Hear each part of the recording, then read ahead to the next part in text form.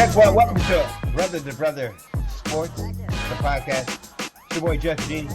Thank you for tuning in. Thank you for watching YouTube, Spotify, coming soon, iHeartRadio, Apple Music. We appreciate you. Like, share, comment. Check us out on Facebook, Brother to Brother Sports. Coming soon, TikTok, Instagram. Coming soon, Brother to Brother Sports. My name is JustG. Joining me today, CT. Shout out to Pittsburgh Trash Can join us, but we'll get into that. Welcome to Brother to Brother Sports. What up? What up?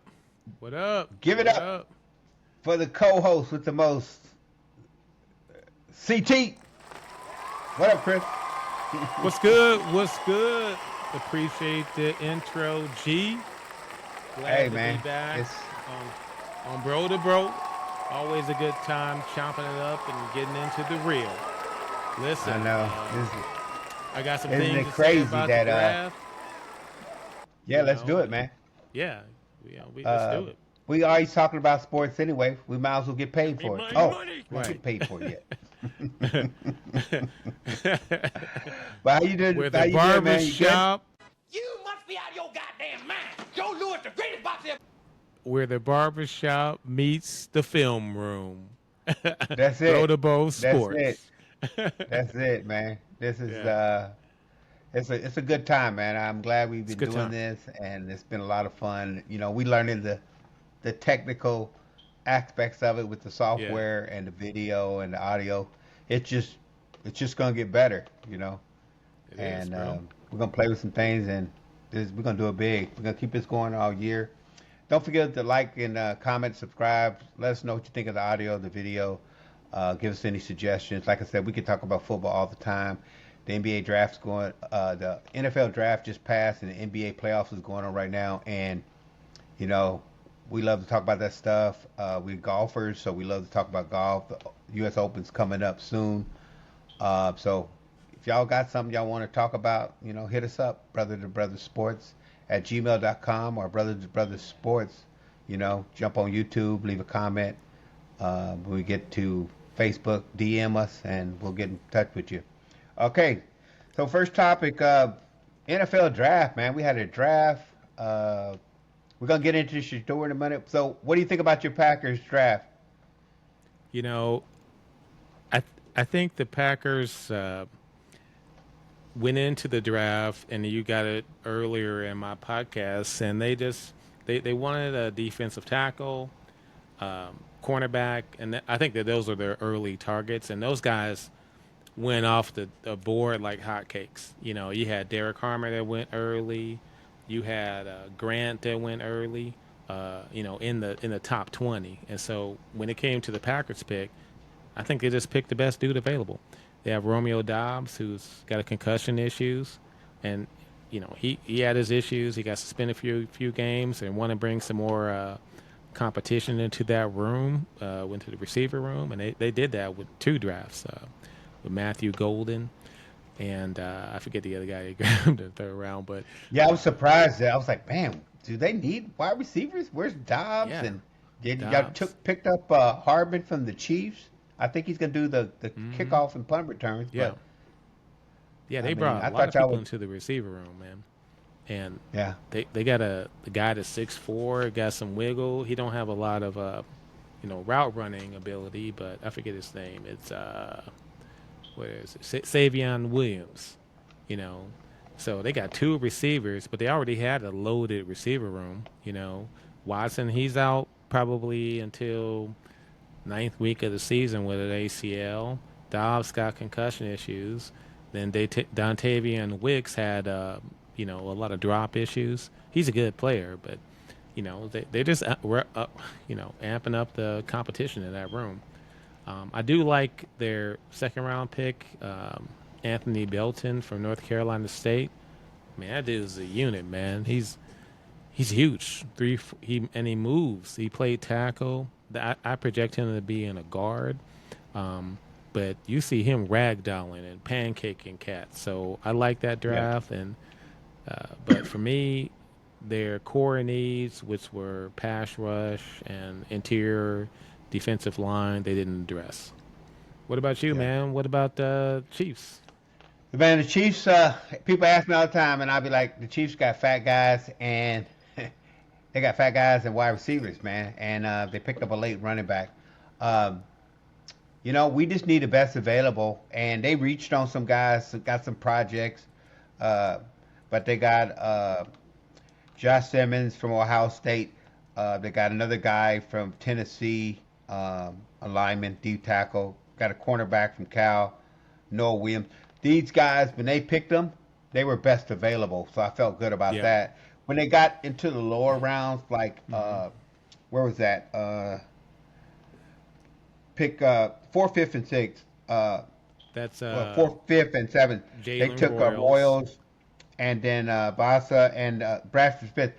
I wish they would stick to defense because our defense, we're losing guys because they're getting at the end of their rookie deal, and we can't afford to pay them.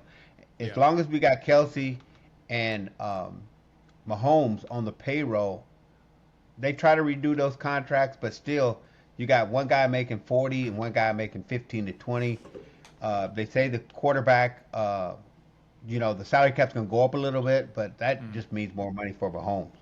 And I just wonder how long is Mahomes going to play for less money? Mahomes making 43, Dak's making 60. It doesn't even make sense as much as they're winning and much as he contributes. I just hope we're better on offense, man. We stole some games this year. We're going to have one of the toughest schedules. We got some, you name it. We play all the playoffs teams. We play Washington. We play the Ravens. We play Houston. We play Buffalo. We play Detroit. We play Cincinnati. We play we play them all, man. And it's gonna be tough. Plus our own division. The Raiders got Genty. They're gonna be better. They got Geno. It's scary that the Raiders are actually doing stuff that makes sense. With Pete Carroll and Tom Brady's little influence. They still got Brock Bowers from last year. The Chargers are going to get better, and Denver's going to get better. You had a young quarterback, made some rookie mistakes. But overall, I think the FC West is going to be tough, and the NFC, the North, man, King of the North. It depends on what happens with JJ. Bay, I know, but whatever happens with JJ McCarthy, if he can walk, if he can throw the ball, I guess it's good that he got hurt early. So he should be ready, and even though he's hurt, he should have well-rested legs and, well-rested arms. The king in the north! The king in the north!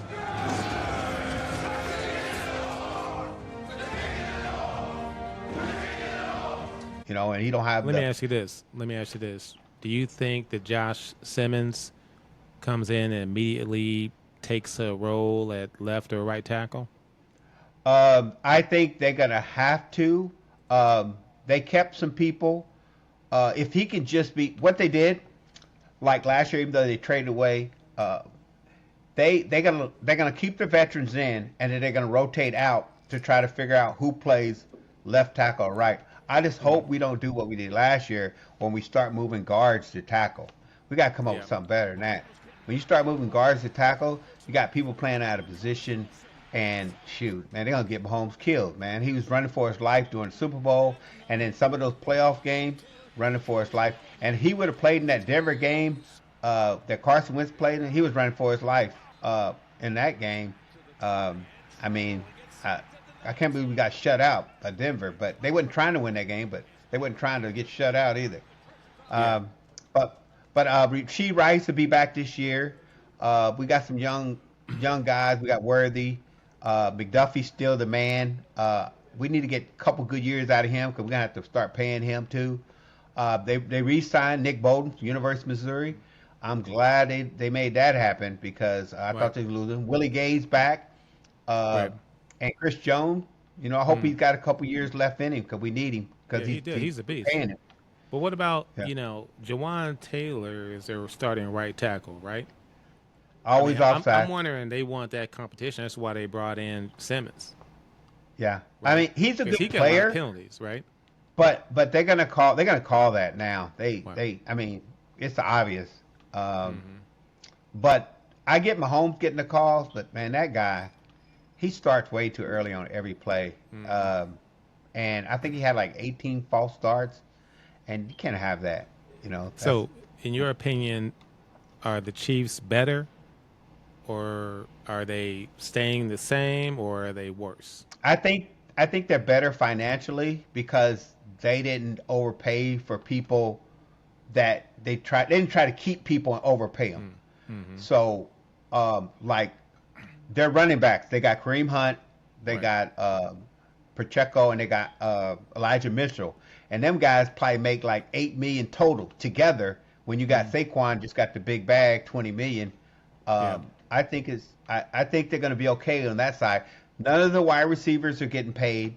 Rashid Weiss is coming back. Hopefully he ain't got no repercussions from his car racing incident and all that stuff. But Worthy's situation, I get to try to choke a girl out or allege and all this. But man, I wish those guys would just stay the heck out of Dallas. I know they go down there to practice with Mahomes, but man, go to Overland Park or something, man. It's crazy, man. So what's their biggest strength and what's their biggest weakness on the Chiefs? Our biggest strength, I think, is Andy Reid and Spags. Even when we played our worst last year, we were able to outcoach teams. And then we got a little bit of luck, and we got some calls that helped us. But to me, you got to be in the game to get those calls. People are like, oh, well, Mahomes this and Andy Reid and the Chiefs got some calls. But you got to be in the game, man. You got to be in it. I mean, you got to be. We might have won by 1 point, but they're still in the game. We was in the game, Yeah. But our biggest strength, I think, is our coaching. Our biggest weakness is showed in the Super Bowl, offensive line. You cannot protect Mahomes. And Mahomes had an off year anyway, but with him running for his life, and that don't help it. And then you got wide receivers after Worthy's new, Kelsey's off year, and then Rashid Rice, his favorite receiver, he got hurt, and that kind of blew it up. They brought back Juju, which is good for possessions, but we ain't got no home run hitter, and Worthy, he got the speed, but he's yet to do what Tyreek Hill did, is break it out. Intermediate routes. Yeah, it's almost like a punt. When Tyreek Hill runs, it's like a punt.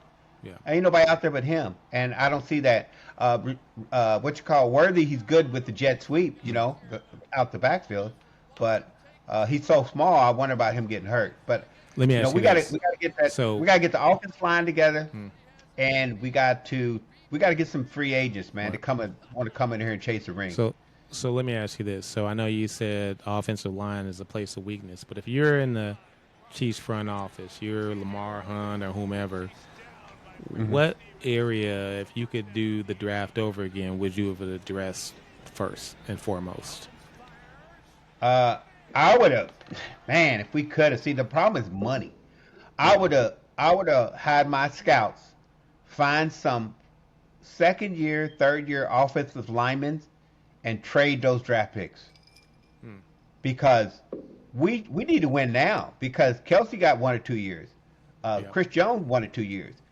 Trade those draft picks and find somebody you can start, pay them a couple million a year. They still, rookie deals or free agent, small time deals, and get somebody who can play, that just want to be on the winning team. There's players out there that they want to be on a winning team. They've been losing. They own Tennessee. They own Jacksonville.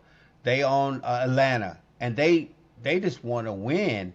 And we need. I remember when Philly had Julio Jones and somebody else they had, and I was like, man, how come we can't get those guys? We got D-Hop last year, but D-Hop wasn't ready. No, he wasn't ready. I mean, he didn't run the routes like he should have. I mean, he's not the guy that I remember that was, Houston. Was it Houston or the guy that even the guy in Arizona? He that guy. So I was hoping they would do that, but. I mean, I trust Andy Reid. Like I said, I was the guy that said, I don't want Mahomes. I want Deshaun Watson. Well, we see how much I know. We see how that worked out. So Yeah. I just hope that we can fix this offensive line and that we can start, taking a big lead on teams instead of just keep staying in the game and hoping the defense saves us. I mean, last year there was only two teams that scored more than 30 points on the Chiefs, and one of them was that Denver team that we didn't try to Mm-hmm. win. So, Let me ask other you than this. that, Buffalo was the only team. Let me ask you this. And they beat Buffalo. But let me ask you this. So you Yep. mentioned earlier that there are a couple people that are, like got 1 or 2 year more good years. You said Travis Kelsey and Chris Jones. Do you Yep. think that if the Chiefs don't have success next year, that those guys are on the trade block and they're going to try and get some value for them? I don't think they'll trade Chris Jones. I think if somebody wanted to take Chris Jones and wanted to pay him, uh, if some of the young guys were developed enough, I think they would let him go. Kelsey's kind of a legacy player. I Mm. think the fans would be mad if they let Kelsey go. Yeah. Um, I think Kelsey's one of those dudes. You need him to take a pay cut, and I think because of the relationship with Taylor Swift, I think he might be willing to take a pay cut to get a ring. But if he start doing the, you know, like what's that fool in San Francisco, Ayuk, talking about, hey man, I'm top Right. player, I'm Pro Bowler, I need top money. Nah, bro, you Right. got he got to get to 1,000 yards and he got to get to double-digit touchdowns. If he don't have that, I think they might release him. Well, when the Chiefs they're in they consistently win, so they're always drafting at the back end of the draft, right? Yep. So some part you got to look at the capital that you have. Like for example, your Chris Jones, he might be like you said 1 or 2 years left, and can you present him on the market and be like, hey, listen, we're willing to put him you know on the market and for some more draft capital so that we can rebuild for year 4 and year 5, and because Patrick Mahomes is a generational talent, and you're gonna need to surround them with talent. Sometimes you're gonna need to reset and get draft picks. The more picks you get, the more hits you have to get a great player. And Yeah. if you got Chris Jones and a Travis Kelsey at the latter stages of their career, you might want to consider seeing, not waiting too long and seeing what you can get for them when they still have value. What are your thoughts? Yeah, I mean, if like I said, there's this knucklehead on Fox Sports One. Guy, I can't think of the guy's name, but he says, "quote The Chiefs are not going to make the playoffs this year." And I was like, "Man, Mm. you crazy." But if that does happen, if the Chiefs do make a slide and only win 10 games and creep into the wild card or something like that, then I think they will play with some things Mm. and maybe try some different things. But on your team, Green Bay, what are y'all missing? Y'all lost against your own division. Yeah. There was some Vikings did their thing. Detroit was gangbusters. Chicago can only get better. What are y'all gonna have to do? What's Green Bay gonna have to do to make it over that hump? Well, they brought Jeff Halfley in, who changed the culture, changed the defense around, and made some great adjustments. But one of the things that was lacking was the pass rush. I mean, at times you saw it in the Philadelphia game, you saw it in the Detroit game. They just couldn't get home consistently, right? So when you can't get the quarterback uncomfortable, now your cornerbacks are having to hold, trying to stay with their job longer, and it just creates too many opportunities down the field. So the big thing for them was pass rush. You have to be able to get there to make the quarterback uncomfortable, right? Outside of Hmm. that, I'd say, um, so because if you get a consistent pass rush, on the back end, your safeties, your cornerbacks are just going to be better because they don't have to stay in the coverage as long. They can, you're going to take a 3 step drop, and the guys are going to get home, and you might be able to jump a route. So I think that's the big thing for them. Outside of that, I think offensive line is the thing, and tackle depth. They need to stop the run, but really, it's Jordan Love's play too. I mean, he takes his risks. I think he's a good player, but I mean, we're still, the jury is still a little out on him. Is he a top 10 talent or a top 15 talent? And I think that's yet to be said, yet to be proven for him. So he's got a lot to prove for me. His receivers, sometimes they can't get off press coverage.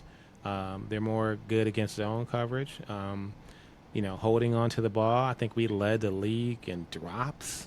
Jaden Reed, Dontavian Wicks, Romeo Dobbs. So cleaning up those things are going to be important for their success. And then in big games, because they can beat the Jacksonvilles of the world, but you got to step up in big games. Detroit, the Chiefs, Vikings. They lost twice against the Vikings and the Lions. That kind of did competitive league. Y'all had 11. Y'all had 11 wins. The Lions had 14. 15 and 14. Yeah.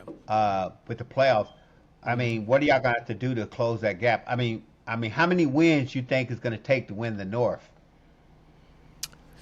Ooh, it's interesting because the Vikings are, putting all their cards in McCarthy, who hadn't started and hadn't played a full year, and he was challenging for the job in training camp last year, but I think the jury is still out for him. So I'm going to say probably 12 wins. 12 wins. Detroit's going to be there. I hate to say 12 or 13 or 14 wins, but I think 12 wins put you in contention. Do y'all think y'all going to split with everybody? They better. You really don't have a choice.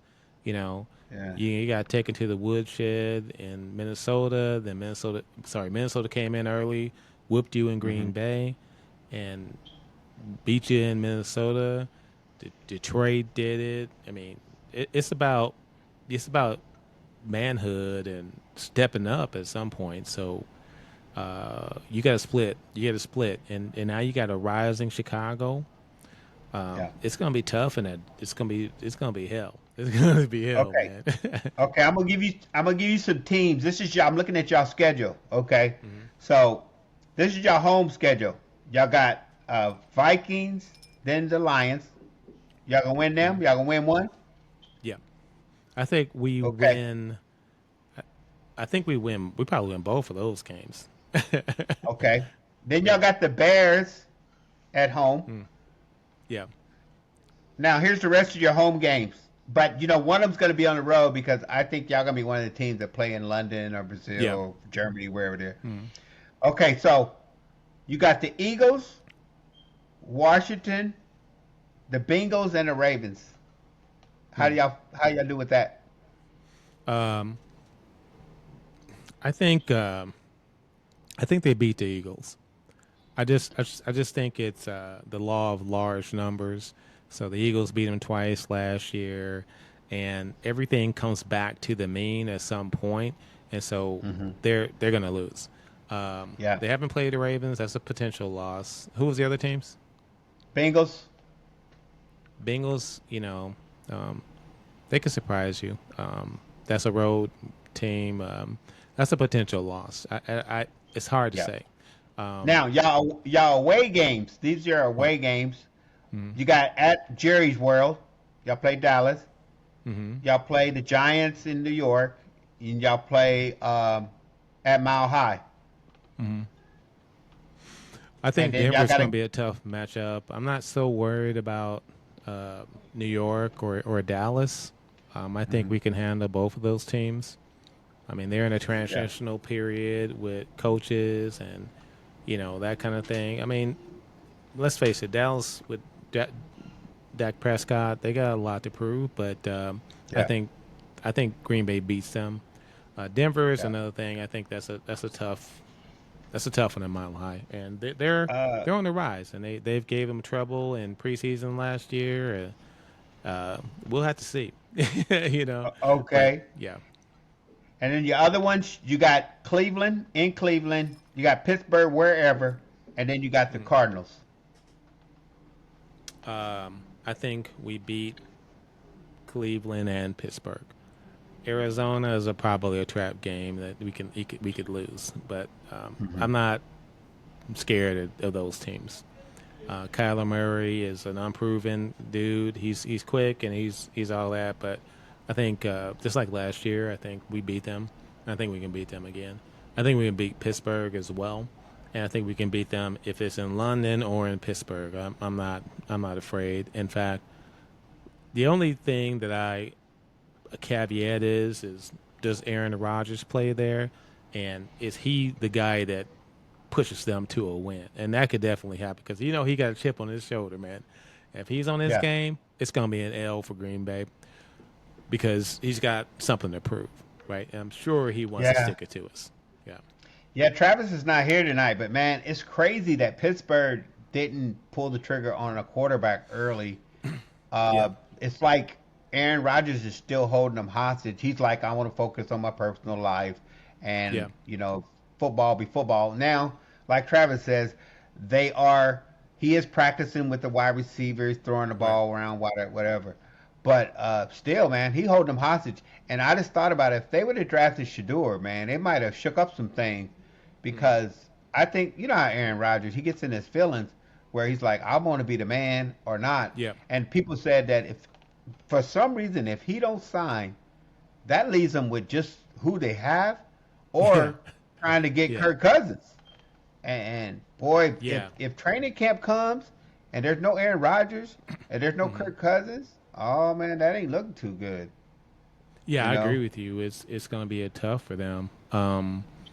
And Aaron Rodgers, we don't know the story behind the story. We don't know what Pittsburgh said or, are they saying the right things? They're going to give him the kind of ability to, call plays at the line, or is it just going to be run, and we want you to do play action, we want you to do this. And I think he wants some element of control. So we don't know what the conversations are, right?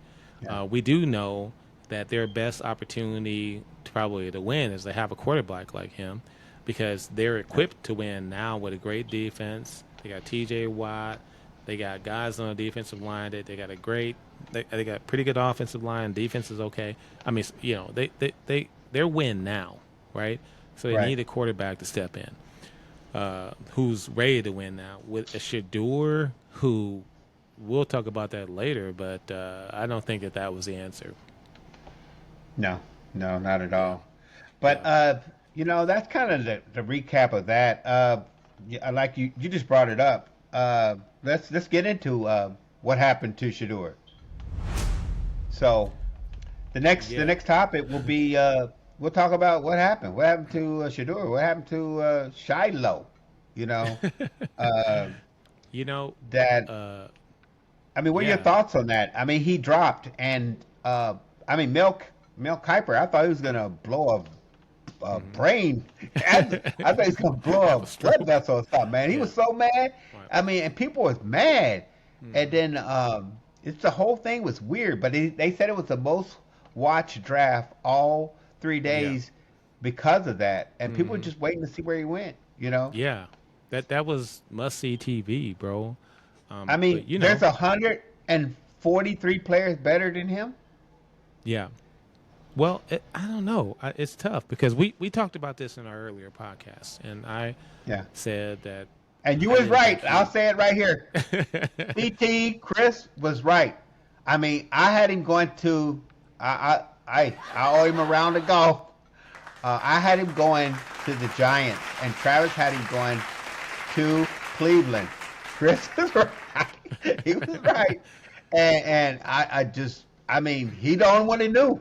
We didn't know. I mean, the fact that did he drop because the reasons you thought? I think it's a combination of things. I think it's locker room presence, maturity, leadership, and then your draft grade. So we can't discount that NFL scouts will go in and they're evaluating you, right? They're looking at your pocket presence. They're looking at how long you hold the ball, what throws you can and can't make, and like what's happening in the offense. Are you playing in a pro style offense? If it's just read option stuff, and do you think they think that on a maturity level, you're ready to take the reins of a pro style offense and also be the guy? You are the guy that's the face of the franchise. If it could become Shedeur, you are the guy, right? A New York drafts you, a Cleveland drafts you. The expectations are real high, and you got to have the emotional maturity. You have to have all the other elements, as far as leadership, to be able to come in and be that guy. And obviously, after his interviews and evaluation of his tape, I don't think that they thought he was the guy. In fact, they didn't even think he was drafted in a place where he has to even earn the spot to be a backup. Right. You know what I mean? Right. You drafted in what was it, the 5th round? 144th? Or? Fifth round. Mm-hmm. 5th round. Yeah. That's backup territory. Yeah, and I think he was, was he the 8th quarterback taken? Something like that? Yeah, right. Something in there. I said that I didn't think he was going to be drafted ahead of Jackson Dart, but I was shocked that he wasn't drafted in the 2nd round. I thought he had enough talent to be a 2nd round draft. Yeah, and I thought, for some reason, I thought that somebody would, when the Giants moved back into the 1st round, I said, oh, here we go. It makes sense. They got their guy. Now they're going to get their quarterback. Yeah. And it didn't happen. And they took Jackson Dart. And but one thing did I didn't think about. Did Pittsburgh surprise you? They did. Yeah. They surprised me because they took a lineman, and I was like, man. Yeah. They putting all their apples into this Aaron Rodgers basket. But what I didn't think about, and that you were right, I didn't think about, and I don't even think Mel Kiper thought about this, is there's 32 teams, right? Mm-hmm. But there's only like 8 teams that really need quarterbacks. And if you think about those 8 teams that need quarterbacks, other than Pittsburgh, the rest of those teams are really bad and have constantly been picking quarterbacks. Mm-hmm. So you think about the Jets, Zach Wilson. You think about New England, Mac Jones and Danny Dimes and what's his name? Will Levis, Anthony Richardson, J.J. McCarthy. Everybody's been picking these quarterbacks, and they haven't worked out. So why are you going to take another chance on a 1st round quarterback? You have to pay them $40 million, and then they may not ever work out to be who they are. And then you stuck paying them all that money. Then you may get fired because you're in a win now mode. Yeah. And so I didn't think about that at all. I didn't think about that. Only one safe is Tomlin. Tomlin. I mean, if Tomlin, I think he'd have to lose 2 seasons in a row for them to say, hey, you know what? Yeah. We need to go in a different direction. Because, I mean, it's almost 20 years straight that he hasn't had a losing season. He's in Belichick territory. You know? Yeah. But he ain't got the young. You can leave when you're ready. He ain't got the young chick that's 40 years younger than him on his show. Hey, it would take a lot. Yeah, it would take a lot. But, what does this say about Shedeur that the Jets, who probably are in need of a talent to come in, is willing to just go with Justin Fields? Or these other teams are willing to take the Jackson Darts and I forget the other kid, the 3 other quarterbacks. Is it 3 other quarterbacks? He was like the 5th. Right? Well, Cleveland took Dylan Gabriel. Gabriel, right. And there's another one. What's the big boy that Pittsburgh was talking about from Alabama? Melrose. I mean, it just. There was another one even before that. Let me look at it. Here, baby. There was several of them, and it just like, really? I got it. Cam Ward, Jackson Dart, Tyler Show, and then Shedeur Sanders, Dylan Gabriel, Jalen Monroe. I mean, you have to think about, like, what does it mean like, you were a draw at Colorado. You were Mm-hmm. Deion's son. You had some success. You didn't win a lot of like high level games, like bowl games and stuff like that. But you had some success. You must have really. You had to go in and just interview terrible. Like, what did he do? Well, You know what I'm saying? yeah, 2 + 2 is like, 5. I heard two different things. I heard the teams that might have wanted him, he sandbagged the interviews, Right. basically came in there cocky and arrogant and said they're not gonna pick me because they think I'm a jerk. And then the teams he wanted to go through, he came in there like, oh, I'm willing to learn and I'm humble and I'm this and that. Mm, But they don't really, they want you, but they don't want to, put a first round draft grade on you. yeah. And it just didn't, man, and just it fell and fell and fell Right. and fell. And for a minute, I mean, it reminded me of when the Chiefs were losing 34 Yeah. to nothing in the Super Bowl. For a minute, I said, Mm-hmm. there's no way they'll let this guy go undrafted. They It was can't. surprising to me. But Here, G. What was surprising to me is that Shedeur and Deion are draws. So they had Veranda watching the Colorado Buffaloes. He was like, "Hey, I want to watch." We had one time we were there and they were playing a game and it didn't come on national TV. I had to download Fubu to even watch it because she was like, I want to see it." So they're mhm. bringing in your non-traditional fans to watch it. So they're gonna, if he does the right thing in an interview, they're gonna draw in fans. So it just shocked me, man. It shocked me that it didn't work out, and it could be, ego. It could be interviewing. I think that's a large part of that, but also the tape.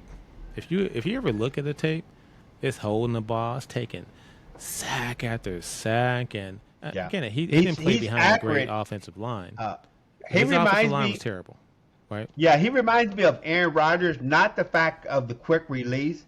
Yeah, He reminds me of Aaron Rodgers, where Aaron Rodgers refused to throw an interception.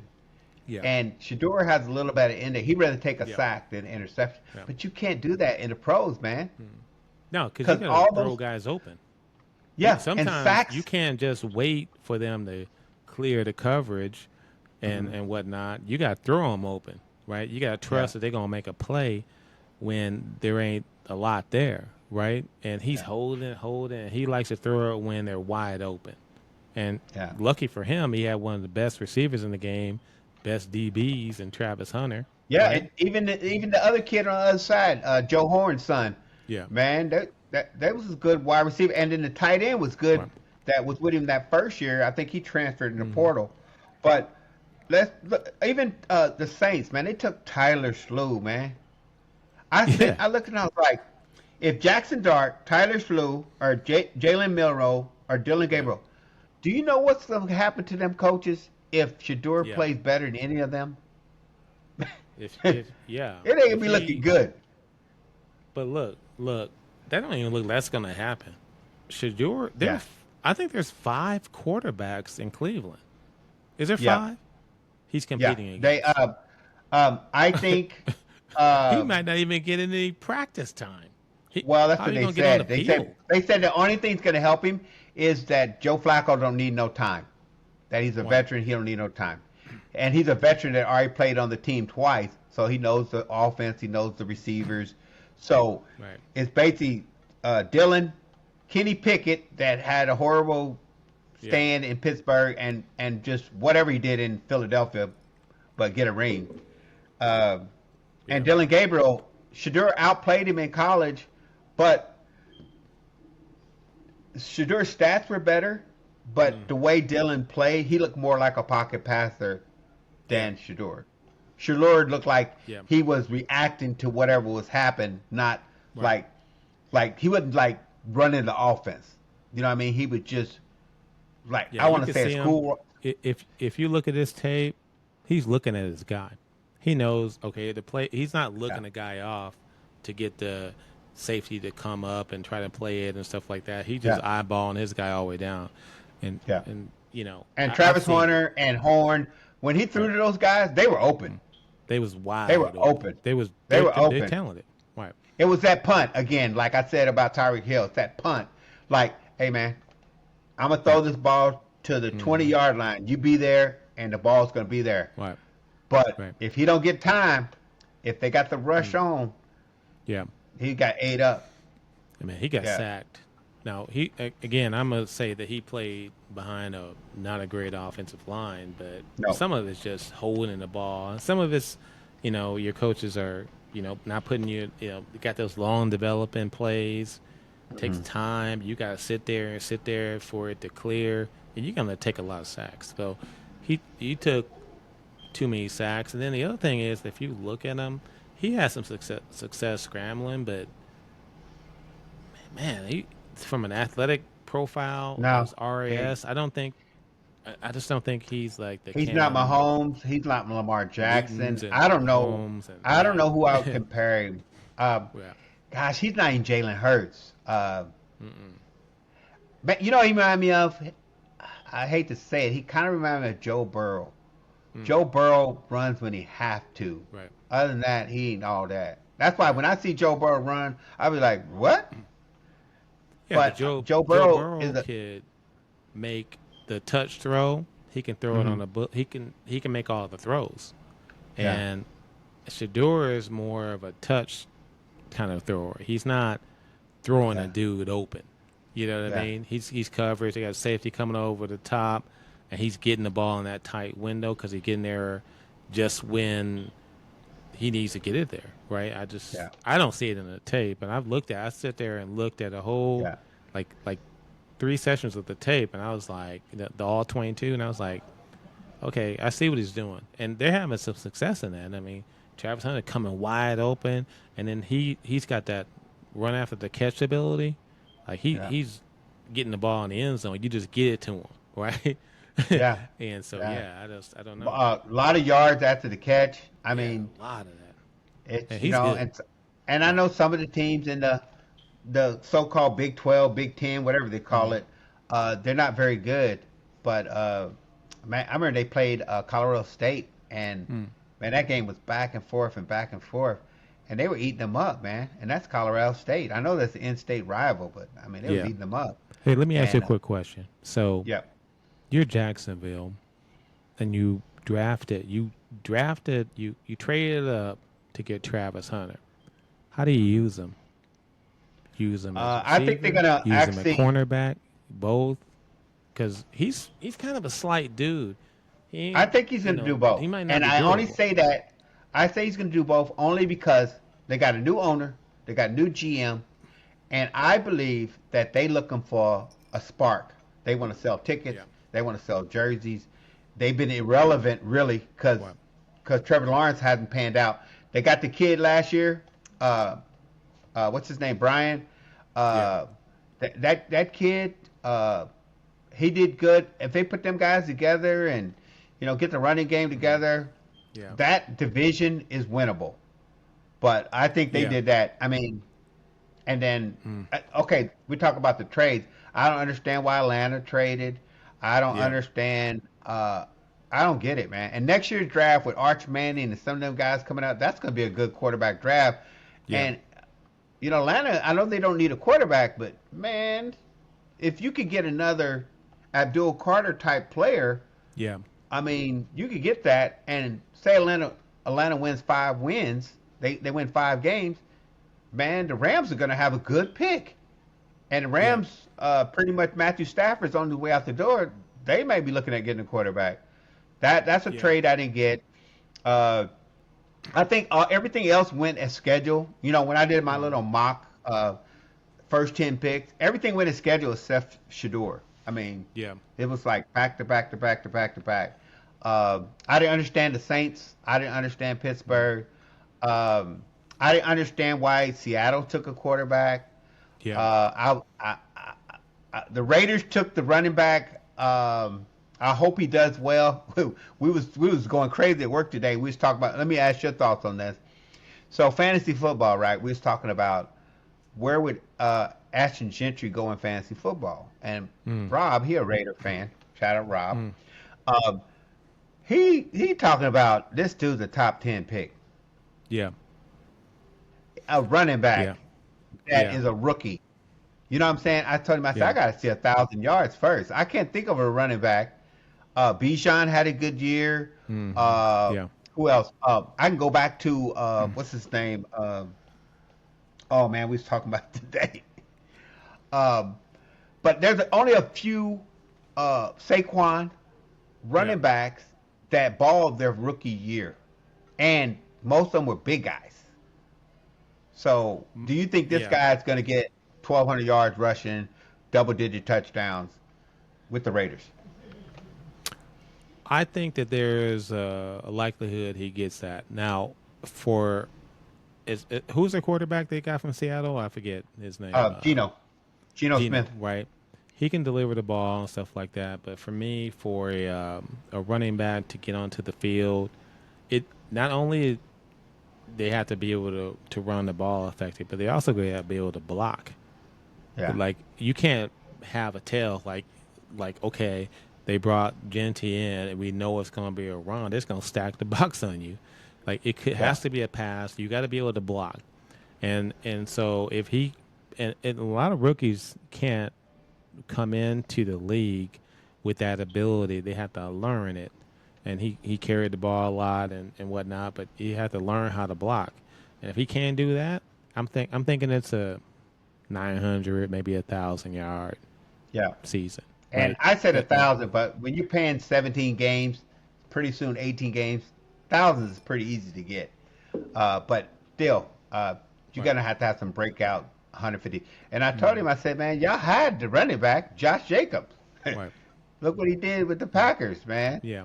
So well, it also depends on your investment in your offensive line, and college is not the same as the pros. You're playing against the best players, the best talent. You know what I mean?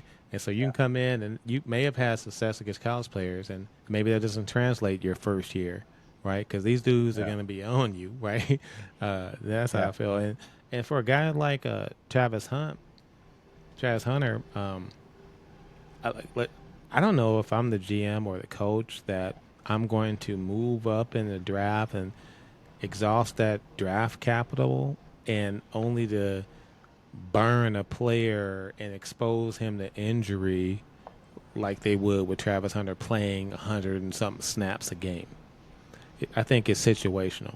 I think his strength is probably cornerback, and they may use him in the gadget situations and unique situations on offense, but you're not going to invest all that draft capital and money and with the potential for them to get injured because of overuse. It doesn't make sense to me. You got too much invested. I think he's hoping to get 10, 20 plays on offense, maybe third down, something like that. But I think they're going to focus first. And if he can't do them both, they're going to pull him. They're going to pull him. Yeah. And like what's his best position in your opinion? Wow, man. Okay, so his first year, I would say, okay, so when he was at Jackson State, wide receiver, straight up wide receiver. Right. Because basically cornerback, I don't think it was fair because he was playing with, I hate to say it, lesser talent. Right. So he just balled anyway. So say he had 15 touchdowns and he had 8 interceptions. You know what I mean? But he might have had 2 interceptions in one game because he's playing against subpar talent and the quarterback is looking right at the receiver and he's jumping the route. Like Shedeur. I mean? Yeah, exactly. And but then once he got to Colorado, then he's playing against the top wide receivers in the league, in college, and he's playing good. But at the same time, I think he took some plays off, especially his Heisman year, where they like, hey, you know what?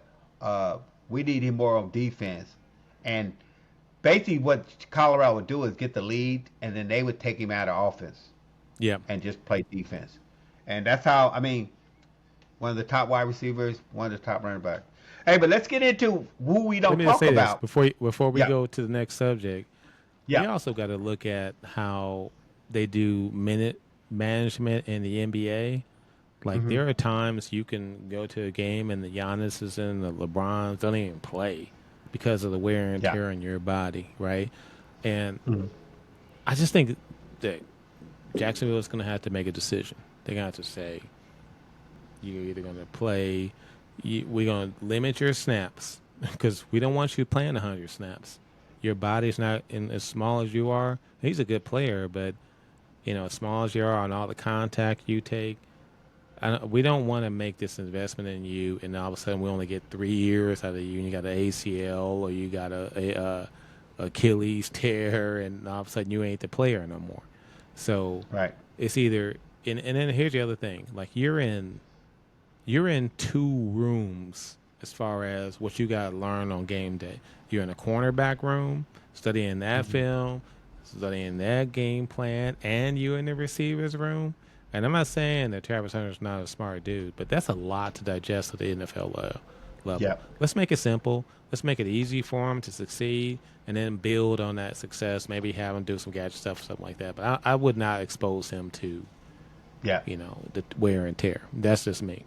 Yeah, I remember Gibbs before. What's his name? Diggs for Dallas before he got hurt.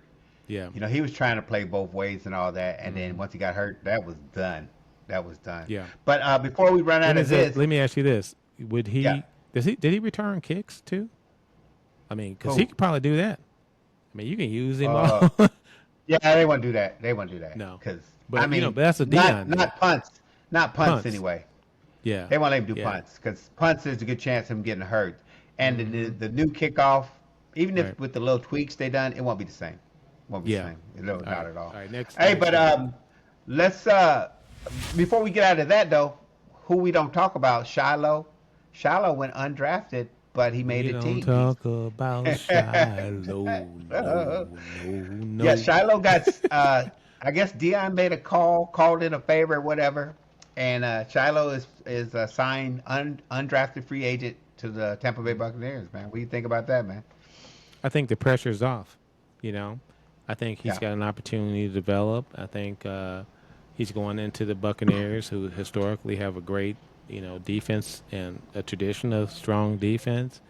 I think that there's a need there, and he's got an opportunity to prove himself. I don't think he has. Todd Bowles, a defense coach too. Yeah. I don't think he has the high level RAS.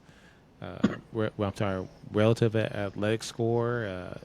But I think he has, the opportunity to be like an Xavier McKinney, who, if you get into the film room and use your ability to diagnose plays and you're smart, I think you can have a lot of success. So I'm happy for him that his tape wasn't for me where he would be a top draft pick. I thought he would be maybe picked in the 6th or 7th round, but the same thing that goes with Shiloh comes with Shedeur. You're dealing with the brand.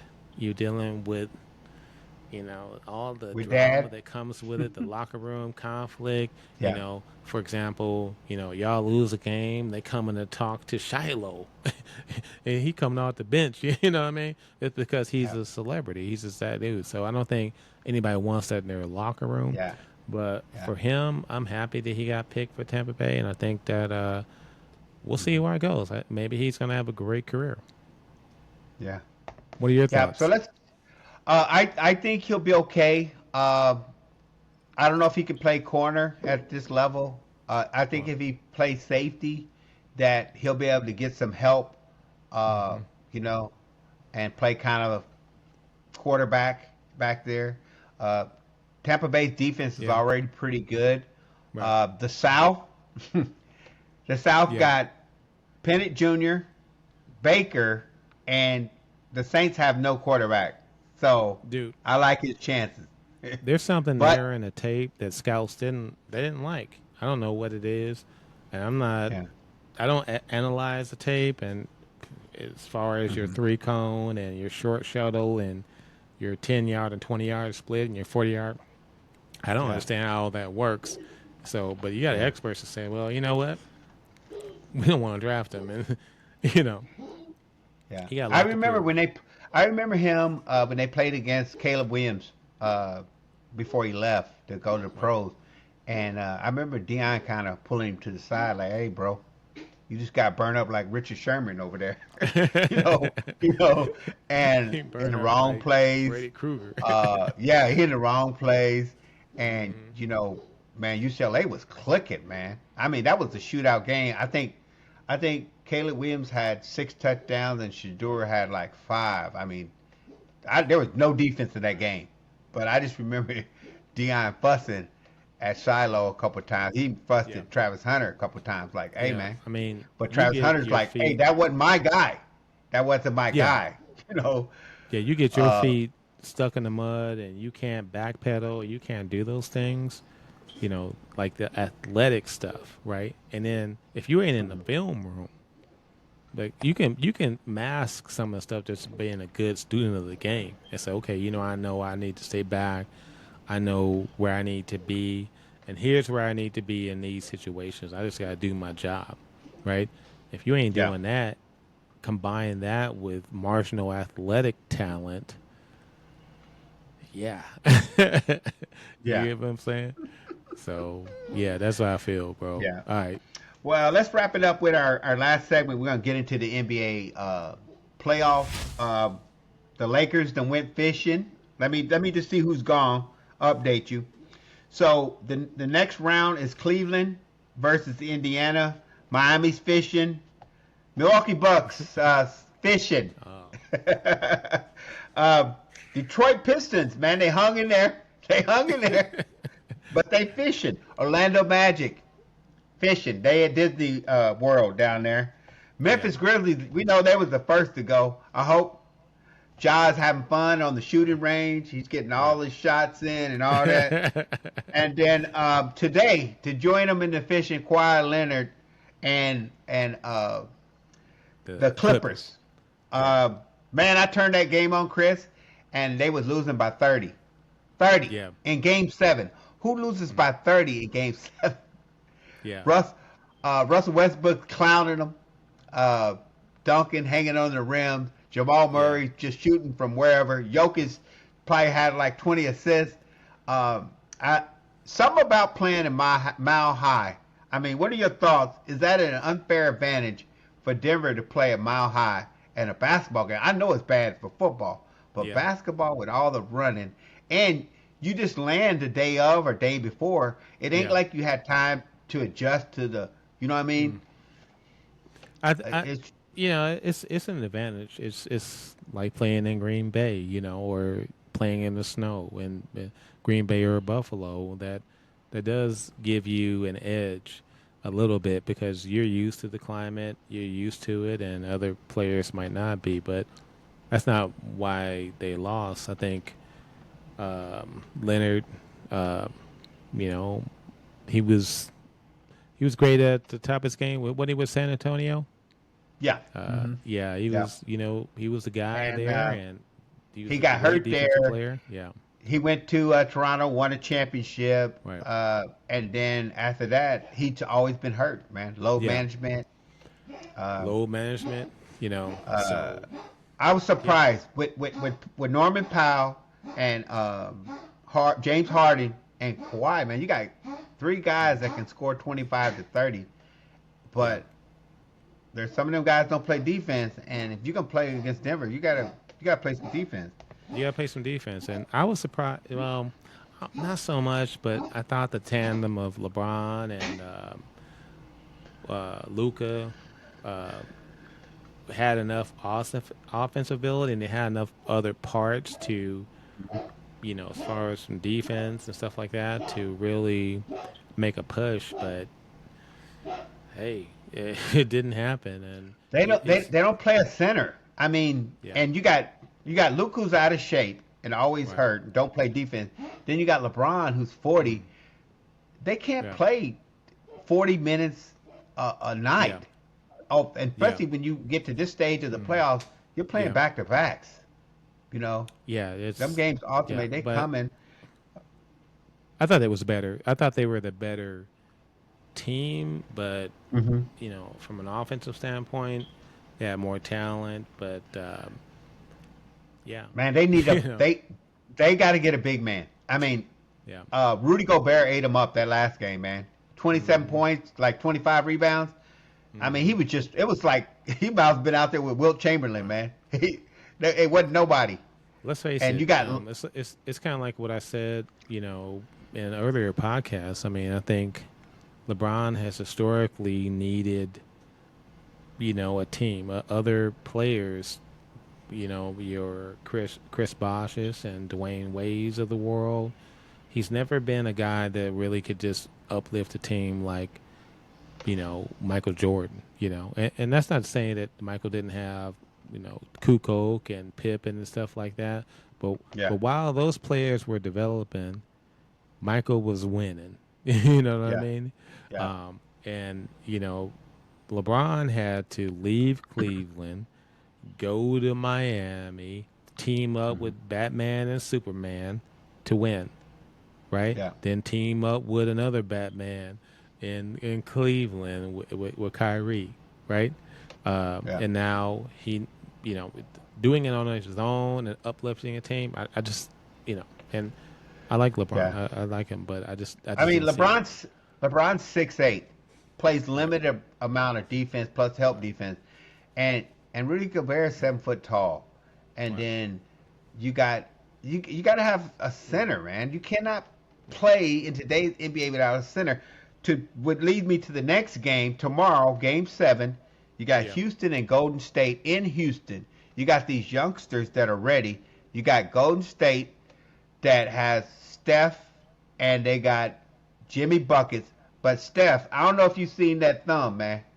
That thumb looked like the Elephant Man. It looked like somebody ran it over, chewed it up, and spit it out. I mean, he must keep that thing in ice all day because he can't bend it. Yeah. I mean, but I don't know how he shoots the ball. And so if Steph is off, all you got is Jimmy. You got Draymond, who he'll play defense, but the center for Houston, man, they can't do nothing with him. And if they play Looney ain't gonna get enough points. I'm rooting for Golden State. I hope they get it done, but it's gonna be hard. And far as the coaches, you got Steve Kerr, you got Ime Udoka. I mean, these guys, they know how to coach. Only way they can trick them is like Draymond had done in those first 2 games. He got them youngsters all riled up, ready to fight, and taking them, he'd take Jalen Green totally out of his game, and then they win the mental game. Yeah. But it could be another blowout. If Steph get hitting 30. You're right. Yeah. And I like Steph. I like Steph in a Game 7. Even though he has a hurt thumb, I think he brings this element of the threat that's going to, like Giannis, you have to build your defense around what he can do, right? And if you bring in, like for example, like they lost and they're out of it, but Lillard is still there, they're dangerous, right? I mean, you got to build a wall. You're leaving guys open, that kind of thing. Same thing with Steph. I mean, Steph, just because he has a hurt thumb doesn't mean he can't hit threes, or doesn't mean he's still the threat to do that. I mean, you have to pay attention to him. You have to be the guy like, okay, look, well, we don't want to let him hurt us. So let's put some pressure on him, stuff like that. He's always going to have guys that are just wide open because of his ability. Now, here's the weakness in the other thing. I just don't like how the modern day NBA plays, because there's a lot of opportunity to get 2-point baskets and do post stuff when you got great outside threats, but that's not what you see, right? Yeah. So we'll see, but I'm hopeful that I'm gonna say Golden State. I'm gonna say Golden State. What about you, man? Man, I want Golden State to win, but man, I gotta see Steph's gonna have to, like last year when he dropped the 50 on the Kings in Game 7. He's gonna need that, and Jimmy Butler is gonna have to be hecka aggressive, right? Heck aggressive, and they can't give up a big lead, because what Houston does is just like tonight, what Denver did, to get that big lead, then start shooting those threes. Yeah. They got to beat him to that punch, man. They got to Let me ask beat you him. this. Let me ask you this. So, do you think the thumb? What do you think it impacts the most? Your shooting or your dribbling? Uh, man, man, that's a tough one because Steph Curry's like, I mean, I'm sure you saw his workout. This guy is a premier ball handler. I mean, Right. between the legs, left hand. I don't think he has a left or right hand. That dude, in Mm-hmm. between the legs, he's just meticulous about how he dribbles the ball. And I think he's using all fingers. I think the thumb ain't even in play. Right. But for shooting, because he's catching and shooting, and the window for him, other than that set the screen and the drop off, Mm-hmm. they Right. throwing that ball hard. So he has to catch Yep. the ball, say ouch, and then shoot. You know, Yep. and then you got people like Dylan Brooks and Thompson and these guys, man, they swinging at that thumb. They Yeah. they Yeah. swinging at it. They try to Yeah. hit the It depends ball. on. Yeah, you make a good point. Like, what happens when he takes that hit to it, right? Because, Yeah. like, when I ref basketball, you know, if you have your hand on the ball and there's contact, I mean, for me, it's not a foul. Your hands are part of the ball until you release it. All right. And so I don't know. Sometimes you're gonna take contact on that thumb, but really the thumb is a lot. It's protected because like when you shoot up, if I'm right-handed, my thumb is on the inside, so my contact's gonna happen probably here, right? I'm probably not gonna Yeah. hit it here because you got to come through me to do that.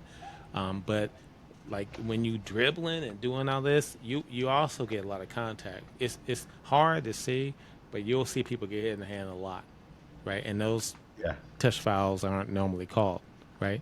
And when Yeah. he takes that contact, that's going to dictate a lot of the game, in my opinion. Yep. But I Yeah. think for it to happen, Jimmy Right. Butler's gonna have to have at least 25. Draymond's gonna have to somehow get 20, and then Steph's gonna have to have one of them 30 to 40 point games, Yeah. and they're gonna have to take Houston out of their comfort zone, even though they're playing at home. It's crazy that Yeah. the home field advantage, it really is not an advantage because Golden State has so much experience. They don't care where they're playing, you know. Yeah. But Golden State, they don't really play a center. They're kind of like the Lakers. Right. Their tallest man is play. I mean, they have center Looney, but they don't really let him play because Yeah. No, it's a liability. He's not a back to the basket, get you a consistent bucket. You know, Akeem Olajuwon, Shaquille O'Neal, Kareem type generational talent. He's gonna get garbage buckets. He's gonna get facing the basket, layups, stuff like that. But as far as a guy when you need a basket, he's not that dude. So it'll be interesting to see. Yeah. I like I said, I still like Golden State because I do think I think it's really going to be dependent upon your role players. Can you have a guy off the bench steps up and has a big game? You know when And Steph is hurting and he get that hand bang because he's diving for a ball and he subs it. You know, like I can tell you, I broke my finger here in the joint, like, and it's hard to bend it. You know, but I can still grab a golf club, right? So, but yeah, we'll see. You'll see. Yeah, You'll see that's how a it bad goes, change. And just to our end thoughts, final thoughts are, Giannis, man. Giannis is out. Kevin Durant's out. There's a lot of big name guys that are not happy where they're at. My question was, what's a good fit for Giannis? Should he stay in Milwaukee? What's a good fit for Kevin Durant? What are your thoughts on that? It's tough because you look at Giannis' situation and Lillard, who was doing really good. He had a blood clot, and now he has, I think, an Achilles. Do they have the cap space to bring another talent in? And and even if you can't build through the draft, they have to bring someone in, right? And who is that guy? Are they willing to trade? I just feel like for him, if he's looking to get that next championship, he's probably gonna have to really make some considerable thoughts to, moving on to a different team. That said, I love the fact that he's a loyal dude. He reminds me of myself, not from a talent standpoint, but just a loyalty standpoint. I'm gonna stick by people, good and bad. Even like your Dominique Wilkins of the world. He was with Atlanta, didn't win, but was a great, fantastic, awesome talent, but stuck with a team, that, and I just don't think his personality really kind of aligns with I'm going to transfer to LA and take a pay cut for the sake of winning a championship. I think he wants to do it like, the Jordans of the world, stick with the same team and just do it. You know what I mean? But for him, his legacy, I think he's at the prime of his career, and I think he needs to really consider, moving to a team. I hate to say it, I love the Bucks, and they would be a horrible team without him. But I think matched with a Steph Curry or something like that. Yeah, it's rumored that that a great place for him that would just love to have him would be the Knicks. And the Knicks would give up some players that can play. But the problem with the Bucks right now is Dame Lillard. He's making about $44 million a year. Yeah. And in 26-27, he has a $58 million player option. Yeah. I don't think he would do that to him. The last person that had a player option like that was Harding, and Harding took less money. I don't understand why I get Middleton, and I get, but not Middleton and Drew. You know what I mean? Yeah. Don't give up both of them. I don't get why they did that.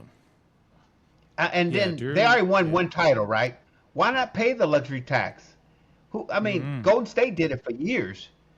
That's one thing beautiful about the NBA. You can overpay your players, but you got to pay that luxury tax. But some owners, especially a small market like Milwaukee, they don't want to keep paying that. Golden State, as much money they making, I think Golden State is worth like $10 billion. That team. So the Bucks, I don't know if they can pay that luxury tax, but man, if they could have kept Drew Holiday, man, you got to have somebody who can guard. The guards are in the West. You got to have somebody who can do that, and in the East with Jalen Brunson, or the ability to change it up, like because let's face it, Lillard, he's not going to stop people, right? He's an offensive threat and he can do it, but you need to bring a guy in that can just lock you down and put the cuffs on you. Then you can switch up your style and bring, the other guy in, like what's his face? You said I forget his name. You know what I mean? There's a lot of guns for hire. Drew Holiday, man. Yeah. That guy, man, he's made Boston. When Boston got rid of what's his name? Smart. When they got rid of him, I was like, man, he's the best defense player they got. But then when they got Drew Holiday and they got Porzingis, I was like, how did they get better? And then they got Pritchard and White, and they went from the big 2 to the big 5. I mean, they have no weakness. And then they got the old man that can still shoot and still defend the bigs. So, they're the perfect storm. I think, I don't know if it'll happen. What they have two guys. They have Jason Tatum and what's the other guy? They got two guys, Jaylen Brown, who can get their shot anywhere on the court, right? So basically, have two kind of Giannis's, right? Yeah. And then now they big guards. They both play defense. Right. They play defense. They can do everything. You got Porzingis, who's a unicorn. They got, and you can bring a Porzingis in. You can bring a Drew Holiday as second and tertiary or whatever players in, and have a lot of their players were hurt. I remember that one game they set out, and Pritchard and White had 40 each. You got guys off the bench that's gonna score 40. I hope it happens that they end up playing Cleveland, because I think that's the only team that can hold them. Yeah, I mean, and they went on the road. At some point, it's all gonna come back and haunt them. Your Pritchards and your Jaylen Browns of the world are gonna contracts gonna expire, and you're gonna. Oh my God! Yeah, I looked. I remember I looked when they signed Jaylen Brown. He's the second best player on the team. Yeah. Which I think on some nights he's the best player on the team. Mm-hmm. The last year his deal, $69 million a year. Yeah. 69 million. Them chickens gonna come home on the roof. How you they could end up with five $50 million players, which no such thing as that. Yeah. But if he's making 69, then Tatum's got to be making 60, 65. And yeah. If these guys make the All-Star team, they're gonna get Supermax. I don't know, man. And then I was thinking like maybe Drew Holiday, maybe some of these guys take less money, because eventually Pritchard and White, they're not gonna be able to afford them anymore anyway. So their window, like everybody else's. Yeah, it could happen, man. So we're gonna see, man. Game 7 tomorrow, but we'll get into that next week, and we'll follow up more on these. Where's Aaron Rodgers gonna go? Is he gonna sign? Is he gonna join? Most of these mini camps have already started. Yeah. But thank y'all for joining us. My name is JustG. Give it up for CT. We are Brother to Brother Sports, and we thank y'all for joining us. Like, comment, subscribe, YouTube, iHeartRadio, Spotify, Facebook.